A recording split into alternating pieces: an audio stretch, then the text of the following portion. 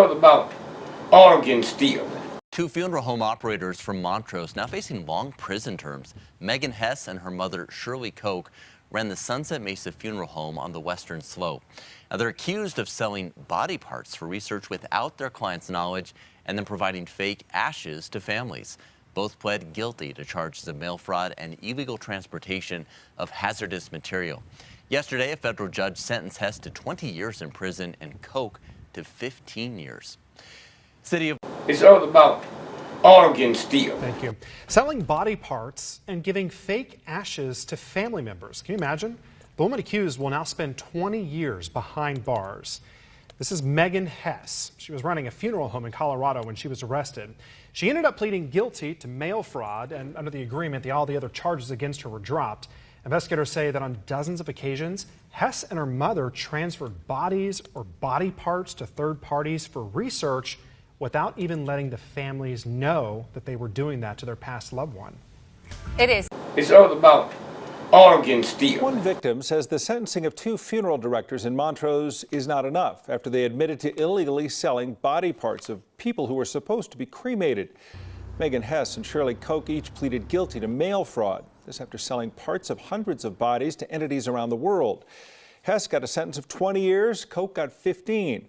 9 News reporter Nelson Garcia now shows us their sentences aren't enough for one victim's daughter. This day in court was a long time coming for Erin Smith. My mom passed away in 2011 suddenly of cancer. Smith brought Marianne Hamilton to Sunset Mesa Funeral Home in Montrose to be cremated, so she thought.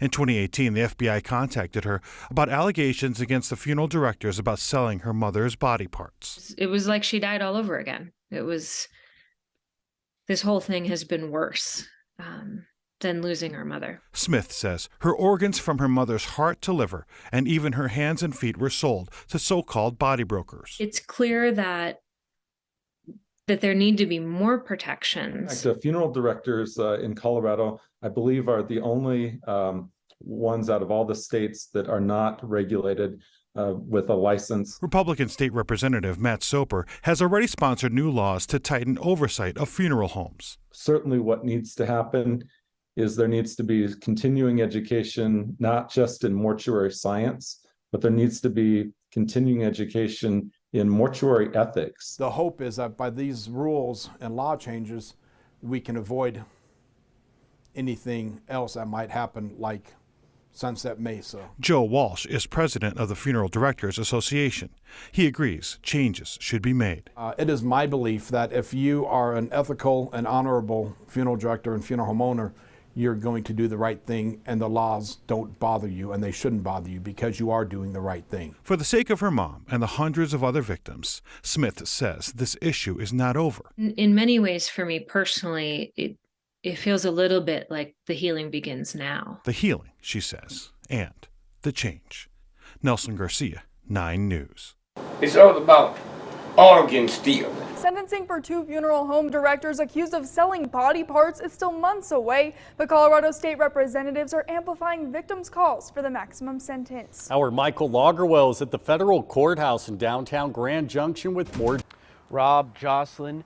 In August, the mother and daughter behind the Sunset Mesa Funeral Home case pled guilty each to one count of mail fraud.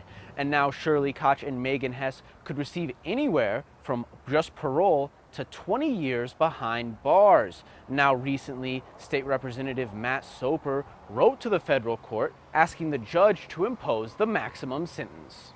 Anything less than 20 years. It'd be a slap in the face of justice. Representative Matt Soper recently joined the hundreds of distraught victims in calling for Megan Hess and Shirley Koch to receive the maximum sentence of 20 years for their crimes. It was horrific. There was over 800 bodies that the FBI alone investigated. More than 800 bodies sold. Hundreds more body parts sold off too. That leaves thousands of victims who may never truly know their loved one's final resting place. It's like he hasn't finished dying. We felt like she died all over again, only it was worse. Once they found out what happened, They described it as a second death. Representative Soper says he's tried to help the victims as much as he can. In 2020, I ran a bill from having listened to the constituents who were victims to make abuse of a corpse a felony here in Colorado. That bill passed and has now become state law.